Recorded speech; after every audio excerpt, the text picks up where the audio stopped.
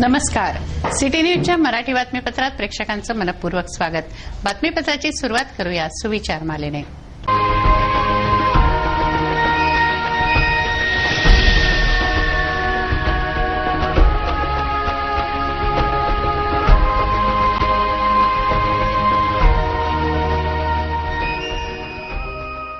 आता बघूया बातमीपत्रातील ठळक बातम्या.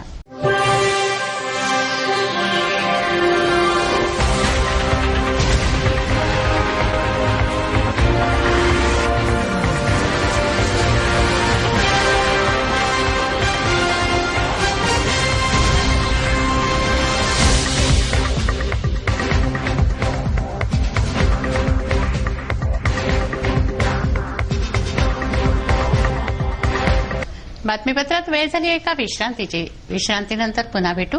पहा फक्त सिटी न्यूज.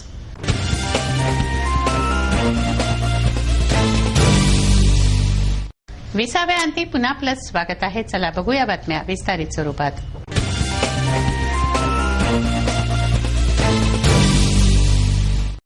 सिद्धार्थनगर येथील मनपा बगीचा नजीक अतिक्रमणात दारूचं दुकान सुरू करण्यात आलं होतं. हे दुकान हटवण्याची मागणी रहिवासी महिलांची होती. याबाबत मनपा आयुक्तांना त्यांनी निवेदनं दिली होती. या दारूच्या दुकानामुळे सिद्धार्थनगरातील वातावरण बिघडलं होतं. त्यामुळे महिलांचा विशेष रोष होता. शुक्रवारी हे दुकान पाडण्यात आलं. सिद्धार्थनगर येथील अतिक्रमणातील दुकान महानगरपालिकेनं पाडलं. अतिक्रमणातील हे दारूचं दुकान परिसरवासियांसाठी डोकेदुखी ठरलं होतं. परिसरात दारुड्यांचा धिंगाणा चालत असे व मुलंही दारूच्या आहारी जात होती. परिसरात शाळा, बुद्धविहार असताना सुरू असलेल्या दारूच्या दुकानाबद्दल रहिवाशांमध्ये विशेषतः महिलांमध्ये अत्यंत रोष होता. याविषयी मनपा आयुक्तांना निवेदन दिलं गेलं तर सिटी न्यूजकडेही रहिवाशांनी कैफियत मांडली होती. शुक्रवारी हे देशी दारूचं दुकान जमीनदोस्त करण्यात आलं.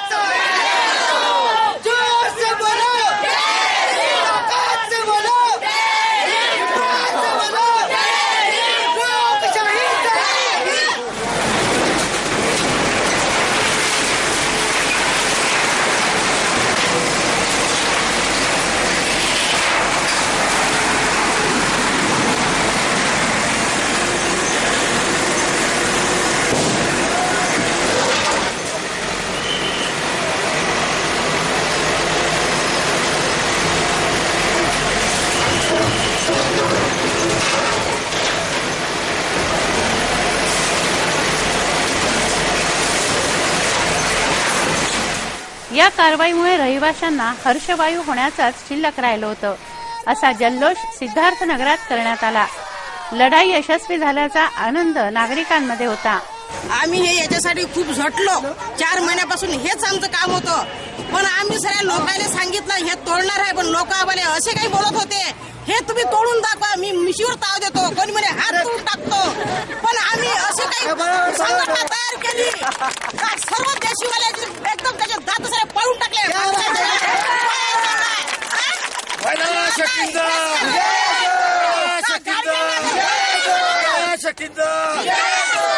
गाडगेनगर पोलीस स्टेशन वाल्यानं जे आमच्या मोहल्ल्यात दारू चालू आहे, घरोघरी चालू आहे, त्यानं फक्त त्याच्याबद्दल निवेदन आणलं. आम्ही त्याने दिलं आहे निवेदन, पण त्यानं त्याच्या घरोघरी हे त्याने चौकशी केली पाहिजे.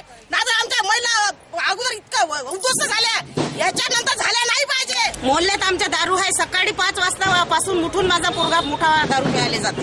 1 रुपया सुद्धा घरी देत नाही. त्या बाया उधार दारू देतात त्याला. नगरसेवक भूषण बनसोड यांनी पेढे वाटले तर आतिषबाजीही करण्यात आली.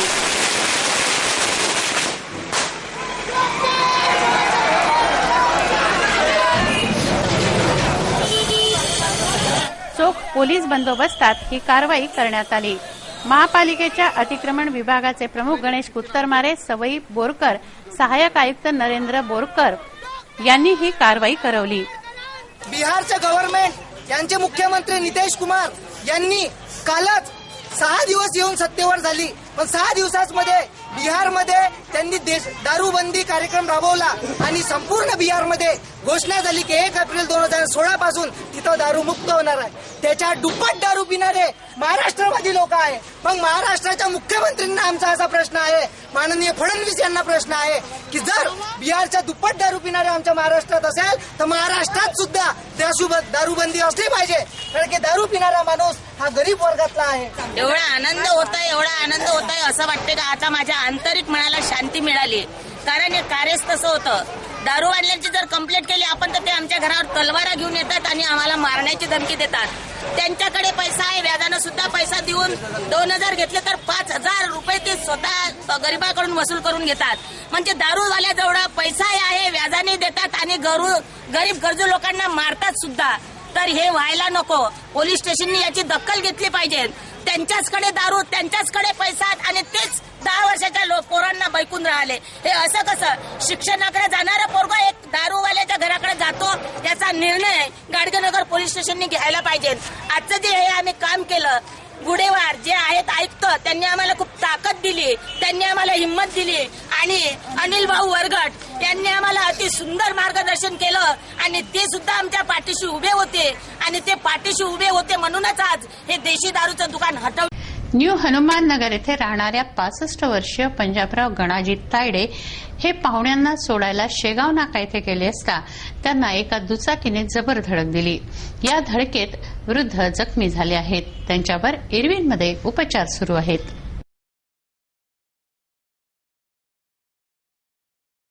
मनपा प्राथमिक शाळा जेवडनगर येथील शालेय माध्यान्ह भोजन योजनेतील पोषण आहाराचा ठेका जय माता दी या बचत गटाला दिलाय.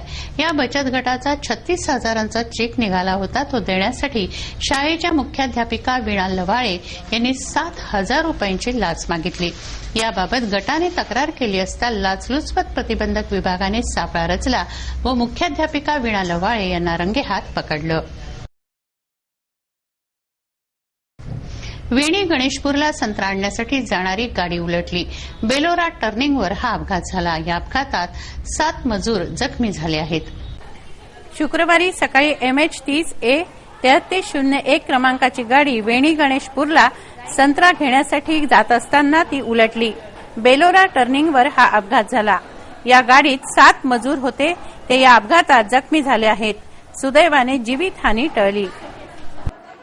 राजपेठ पोलिसांनी कुख्यात आरोपीला 2 वर्षांसाठी तडीपार केलंय. विक्रम उर्फ विक्की उर्फ सलीम किशोर ठाकूर असं या तडीपार आरोपीचं नाव आहे. हा 27 वर्षीय कुख्यात आरोपी सातुर्ण्याचा रहिवासी आहे. त्याच्यावर 326, 399, 324, 294, 4/25 आर्म ऍक्ट अंतर्गत गुन्हे दाखल आहेत. रेवसा येथील अभ्यासा इंग्लिश स्कूलमध्ये फुटबॉल स्पर्धा घेण्यात येत आहेत. 17 वर्षांखालील खेळाडूंच्या या स्पर्धा आहेत. शुक्रवारी या स्पर्धांचा शुभारंभ झाला. विदर्भस्तरीय अशा या स्पर्धेत 27 चमू सहभागी झाले आहेत. रेवसा येथील अभ्यासा इंग्लिश स्कूलमध्ये फुटबॉल स्पर्धांचं आयोजन करण्यात आलंय. शुक्रवारी या स्पर्धांचा शुभारंभ झाला. विदर्भस्तरीय फुटबॉल स्पर्धेत स्थानिक 16 व अन्य गावांच्या 10 अशा एकूण 26 चमू सहभागी झाले आहेत. 17 वर्षांखालील वयोगटात या स्पर्धा आहेत. गणेशदास राठी विरुद्ध प्रशांत विद्यालय अमरावती, युनिक स्कूल विरुद्ध मौलाना आझाद स्कूल, अभ्यासा इंग्लिश स्कूल विरुद्ध गोल्डन किड्स असे सामने शुक्रवारी रंगले.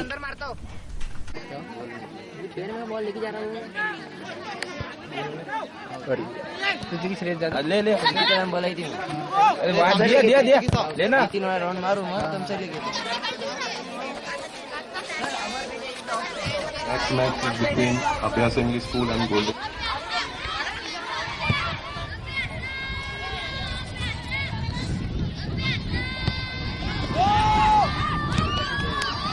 Green and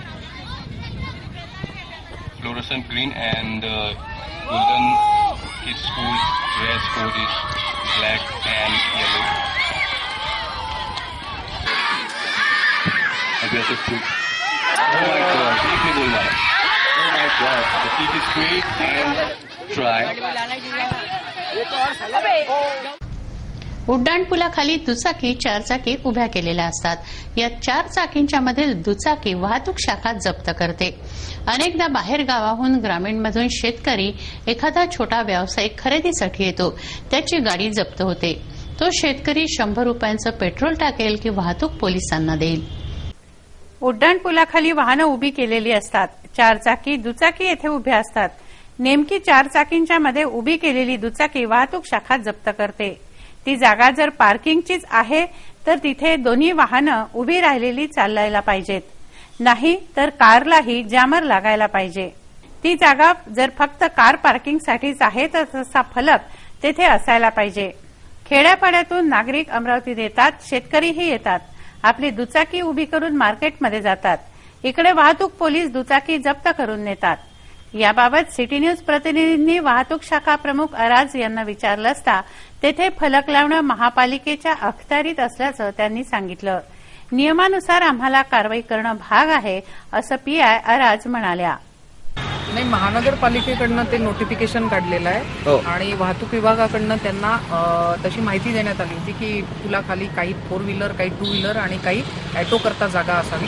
नोटिफिकेशन त्यांच्याकडनं निघालेलं आहे आणि त्याच्यामध्ये काही त्यांनी जागा ती दिलेली आहे महानगरपालिकेने. अच्छा, महानगरपालिकेच्या ऑथॉरिटी खाली आहे. मॅडम, मग जे सर्वसामान्य आता तिथे गर्दी असते आणि गर्दी असल्यामुळे ट्रॅफिकमुळे काय होते, संपूर्ण 2 व्हीलर जे आहेत त्याचं पॅक झालं, त्यानंतर लोकांना जागा राहत नाही. मग पर्यायाने लोकांनी ठेवावं कुठे, हा एक प्रश्न आहे, कारण जागा कंजेस्टेड आहे.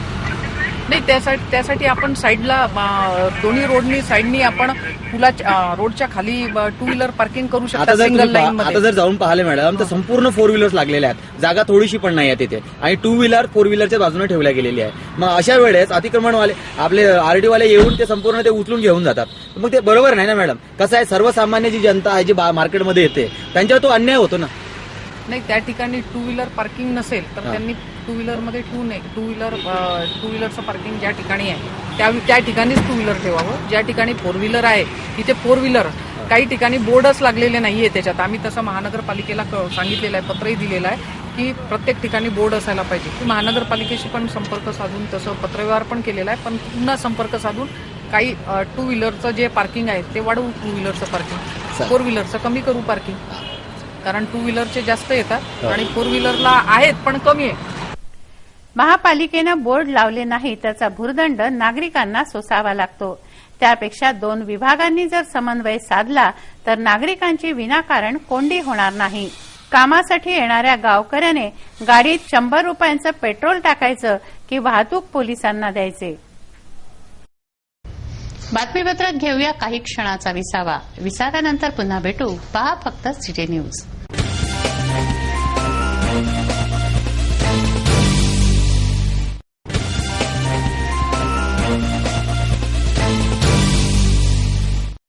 विसाव्याअंती पुन्हा आपलं स्वागत आहे. वळूया उर्वरित घडामोडींकडे. मोठ्या उत्साहाने शहरात महापुरुषांचे पुतळे तर लावले जातात, परंतु त्याची निगा राखली जात नाही. जयस्तंभ चौकात महात्मा गांधींचा पुतळा बसवलाय. इथे कचराच कचरा, शिवाय कठड्याचे ग्रिल चोरीला गेलेले, याविषयी सिटी न्यूज प्रतिनिधींनी तक्रार केली असता मनपा आयुक्तांनी जातीने याची दखल घेतली आहे. अमरावतीच्या हृदयस्थ असलेल्या जयस्तंभ चौकात महात्मा गांधींचा पुतळा स्थापन करण्यात आलाय. परंतु या पुतळ्याच्या परिसरात स्वच्छता नाही, फरशा तुटलेल्या, शोचे दगड गायब, ग्रिल लंपास अशी परिस्थिती आहे. शिवाय नजीकच्या ट्रॅफिक साईनवरही लोकांनी आपले फोटो लावले आहेत, जाहिराती लावल्या आहेत.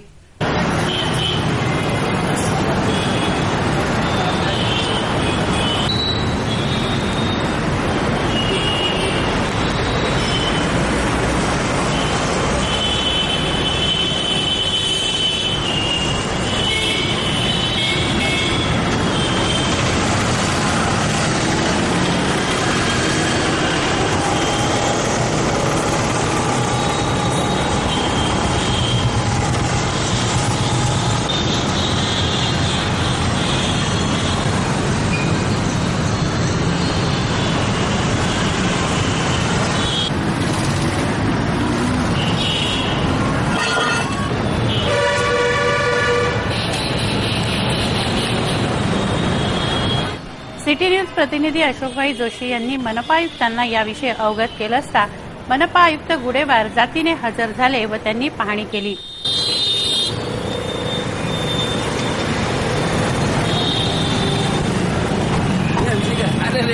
ये जरूरी है. आदरणीय गुड़ेवाल जी साहब, ये गांधी पुतला है और म्यूनसिपालिटी के अंडर में है ये सब. इसकी हालत देखिए. सबसे पहले ये बोर्ड, ये ट्रैफिक साइन का बोर्ड है, इसके ऊपर किसी ने बोर्ड लगा दिया. दूसरा,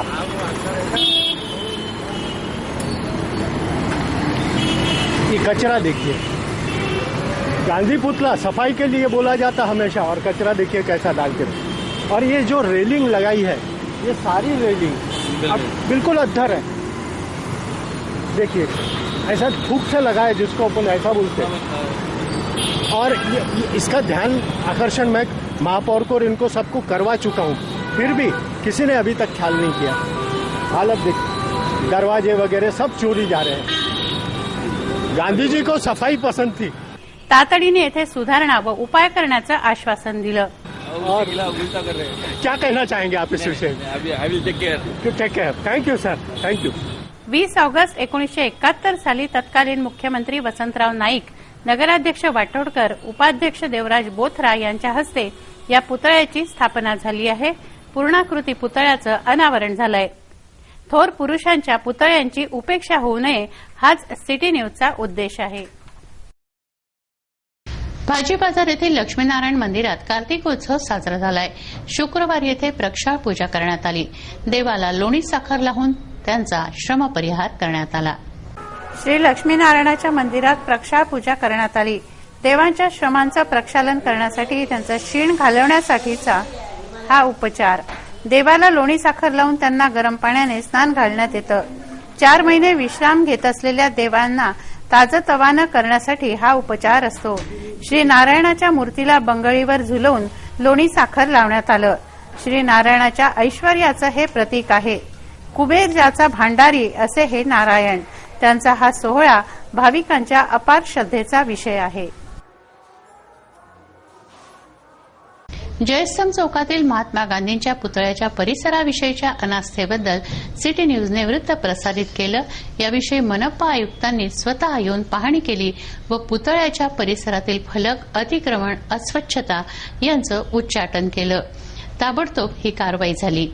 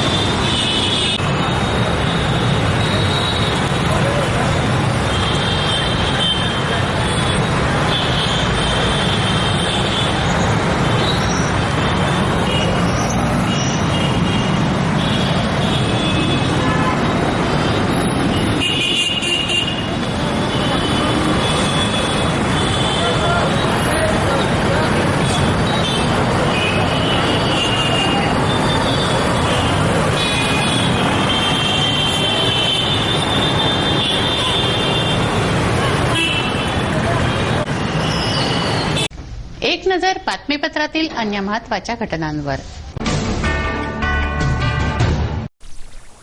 बहुजन समाज पक्षाने विविध मागण्यांसाठी एकदिवसीय धरण आंदोलन केलं. अंजनगाव सुर्जी नगरपालिकेसमोर हे आंदोलन करण्यात आलं.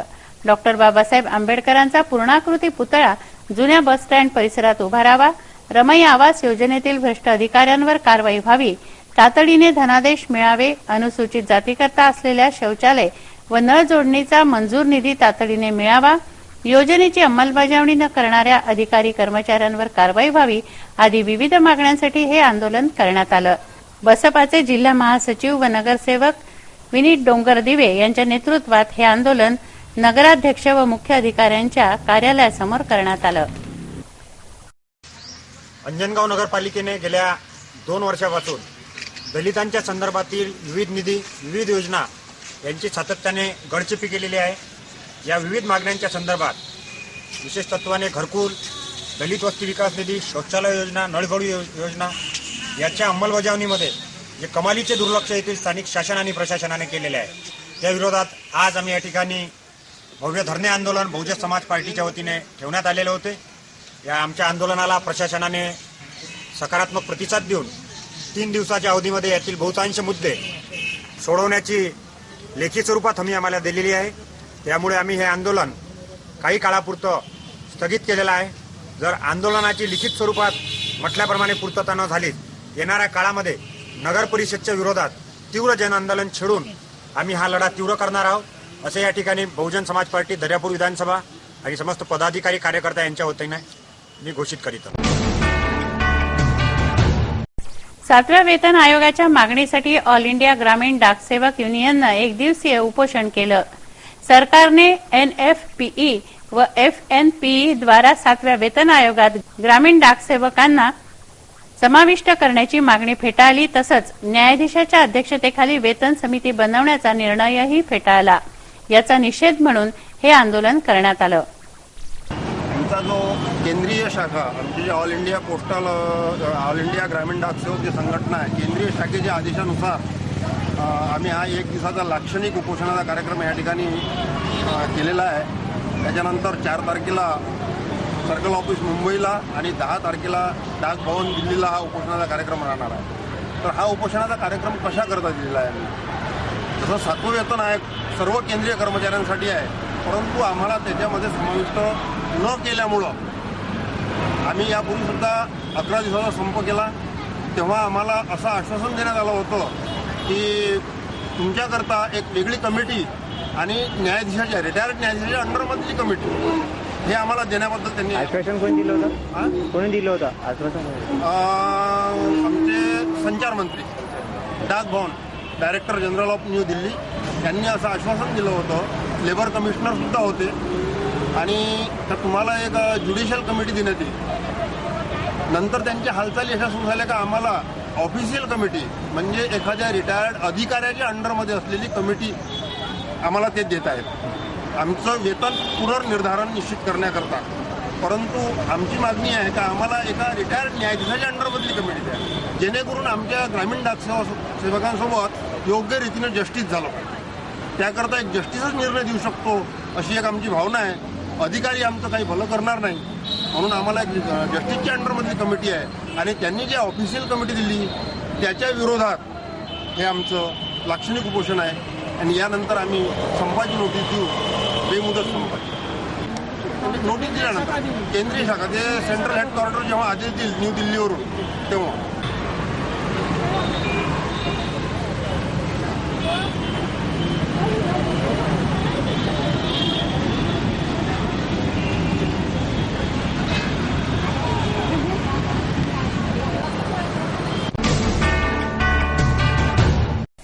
दोन 2012 मधील 27 नोव्हेंबरला शालेय विद्यार्थ्यांच्या व्हॅनला नवसारी येथे अपघात झाला होता.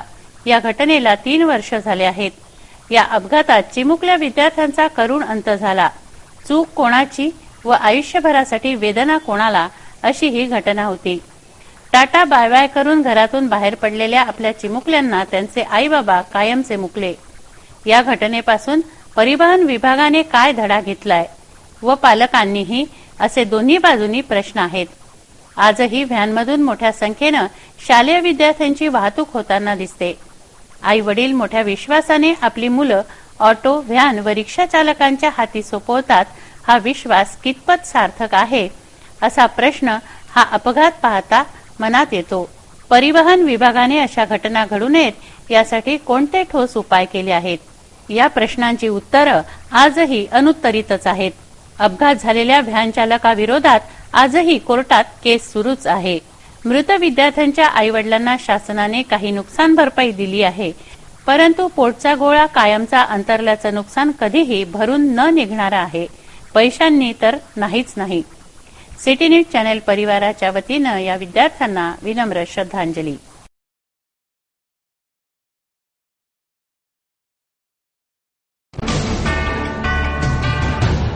श्री अंबादेवी मंदिरातर्फे पालखी शोभायात्रा काढण्यात आली. टाळ मृदंग यांच्या निनादात निघालेल्या पालखी शोभायात्रेनं शहरातील मुख्य मार्गांहून भ्रमण केलं.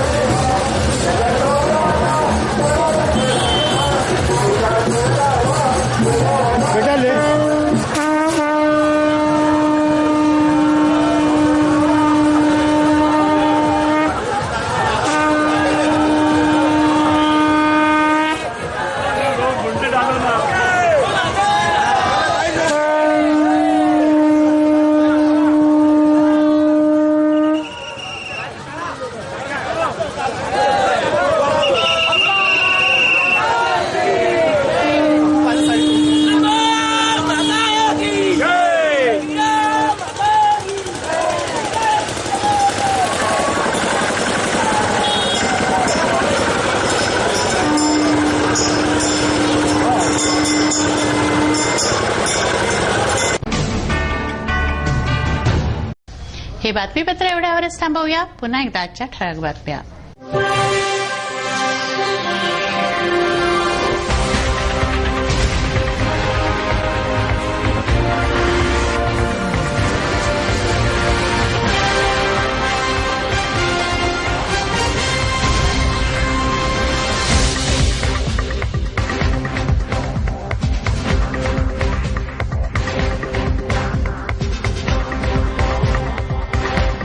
वेळ झाली आहे आपली रजा घेण्याची. आपणास काही माहिती द्यायची वा काही सुचवायचे असेल तर आमच्याशी थेट संपर्क करा. आमचा पत्ता सिटी न्यूज कार्यालय, मातोश्री आर्केड, सहकार भुवन समोर, मोर्शी रोड, अमरावती. आमचा फोन नंबर आहे 3298-161 आणि वेबसाईट आहे www.citynews.net.in. अचूक, सडेतोड आणि निर्भीड बातम्यांसाठी बघत रहा अमरावतीचा नंबर 1 चॅनेल, फक्त सिटी न्यूज. बातमी आमची, विश्वास तुमचा.